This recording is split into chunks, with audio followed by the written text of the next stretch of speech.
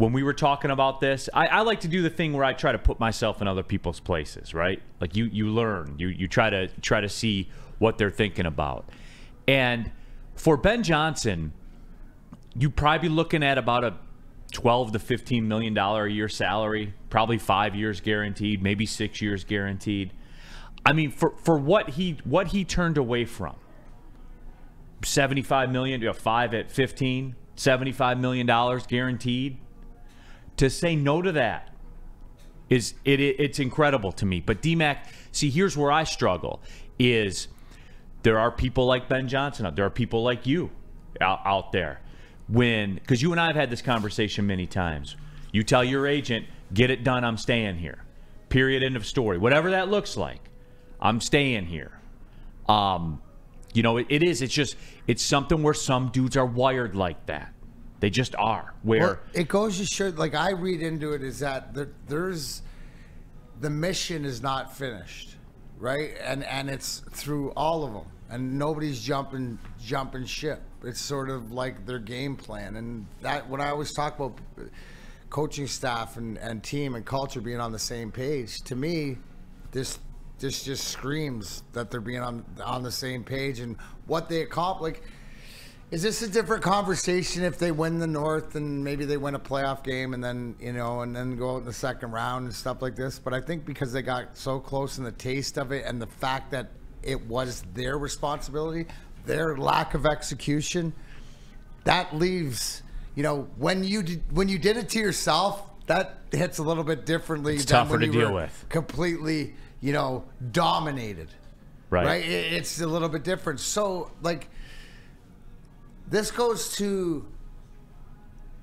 all ties into the genuineness of why the fans connect with this team like they connected with ours, right? And I'm talking about like the 90s and the 2000 championship Red Wing teams, is because it was real, but we were invested. And it tells you when Ben Johnson does that and you bring up the fact that this is what he probably walked away from, goes to show you that to a lot of people, the misnomer about it's only about the dollar. Right. That isn't true in some regards. I think it's just sort of like the Gen Z or the millennial generation, is you can't blanket them. You have to individually judge them, right? So this is a different situation because I don't know if is there another organization out there right now that you would think has the loyalty throughout it? Well, what's amazing about it, it's the NFL. Where there is no loyalty anywhere. The owners have no loyalty. That's why the players have no loyalty.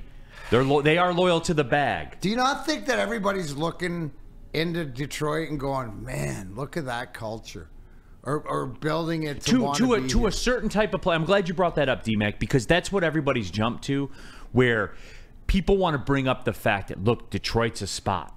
Well, it's not a spot for everybody. No, and you know what? If you're not part of what they want, you ain't coming. Don't care if you're Jalen Carter, first rounder, Pro Bowler, this, that, Hopkins. No, dude, if you don't fit what we're doing, that's why when they bring guys in, you got to already know they're sort of what's the word, vetted? Yes. They're vetted to the fact of the character. That's the first thing. Now, there's things that got to change, and you see it, like it goes down to the C.J. Gardner-Johnson, where you can have a guy like that. Now, I believe, and I haven't even talked on this or whatever, but when he did that little bye-bye thing, that's like karma stuff, and I think they realize that they don't need that much over-the-edge guy, right? But they need that competitive factor. But maybe they do, because maybe they bring him back. Maybe they do, yeah. But that's up to them, right? And we got to, as fans and whatever else watching this, only they know what's best because they can do both.